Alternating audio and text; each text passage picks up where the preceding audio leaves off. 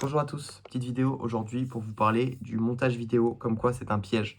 Voilà, bon, on va pas faire très long, d'ailleurs on part dans une vidéo avec le pire décor possible, dans une cave.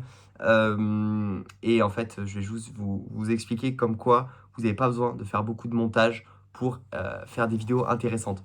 Personnellement, je fais cette chaîne-là, je fais des vidéos crues, etc. Un peu pour moi, pour plus tard. Et puis si ça intéresse des gens, je les mets sur internet, voilà, c'est bien. Mais je veux pas faire de montage parce que si je faisais des cuts, là par exemple, et si je rajoutais des SFX, des trucs dans tous les sens qui passent, etc., ça serait pour rendre la vidéo plus intéressante parce que ma parole ne serait pas suffisamment intéressante. Et en fait, j'ai l'impression qu'il y a beaucoup de personnes qui font un montage poussé pour manquer, pour combler un manque de pertinence. Et ça, c'est vraiment un piège. Et je veux juste, avec cette vidéo, vous challenger un petit peu et vous demander, est-ce que vous faites beaucoup de montage? Est-ce que vous demandez à vos monteurs de faire beaucoup de montage ou vous montez vous-même parce que votre vidéo n'est pas super pertinente ou parce que ça rajoute juste un truc? Mais alors, si ça rajoute juste un truc, pourquoi ça te prend 80% de ton temps? Voilà, c'est un peu la question que j'aimerais vous poser. Après, le problème, c'est que on est dans une société où les gens sont captivés, ont du mal à être captivés, et du coup, il leur faut du montage giga dopaminergique où ils sont là, ils voient des effets dans tous les sens et qui font rester sur une vidéo.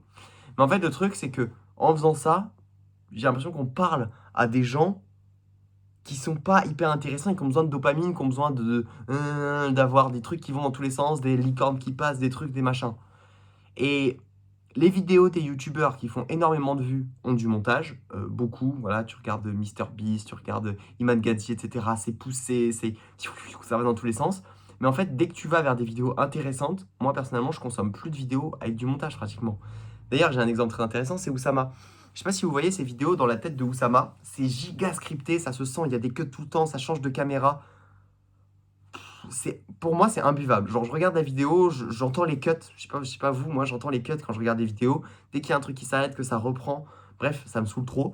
Alors que là, des fois, ouais, quand j'écoute ses conférences, de quand il était encore chez The Family avant, ou même des fois, il refait des conférences de 1h30, 2 heures.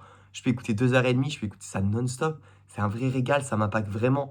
Et c'est là que j'ai des gros déclics, alors que les vidéos sous dopamine, bah, en fait, j'ai l'impression que c'est souvent des vidéos en plus où du coup, le fond est moins bon. Parce que tu combles ce manque de pertinence, ouais, voilà, par du montage, que je vous disais tout à l'heure.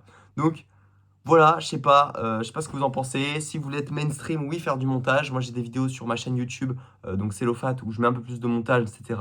J'aimerais toucher un peu plus de gens, parce que c'est aussi des vidéos divertissantes, donc c'est le but.